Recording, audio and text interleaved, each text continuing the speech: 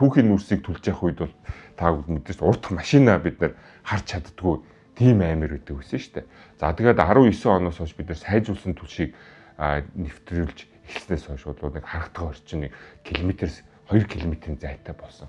За ингээд хагас кокс гэдэг түлшийг энэ жилээс бид нэр нэвтрүүлж эхэлснээс бол одоо бид нэр одоо үгдээ те жишээл зайсангаас бол шууд сонгой хайрах бол харагдчихээн, чингэлтэй хайрах харагдчихээн те явж байгаа. За одоо бид нэр ингээ баян хушуун дээр ирээд ч юм уу 5 буудал 7 буудал дээр ирээд хахад бол хотын төв зайсан энэ төр бол ингэж харагдахаар ийм хэмжээний бол болцсон байна. Өдөр болгон 620-оос 680 мянган автомашин хөдөлгөөнд орж байна те.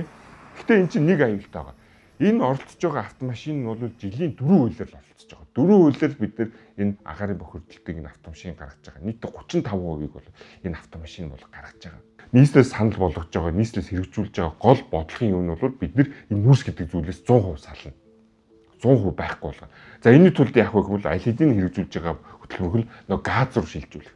За газ руу шилжүүлэхэд бид нар нөгөө 50000 айл эхлээд бид нар газ руу шилжүүлье. За гандан, телевиз, за дээрээс нь дэнжин мянган 50000 айлыг газ руу шилжүүлчихье. Дулаалга нь хийчихье, дулаан алдагдал нь байхгүй болгочихье. Дулаан алдагдал байхгүй болгосноос болгоод бид нар нөгөө газын хэрэглээг нь баг болгоно. Газын хэрэглээ баг болно гэдэг чинь нөгөө айл өрхийн нөгөө санхүүгийн дарамт гэдэг зүйл чинь өөрөө багасаад эхэлнэ.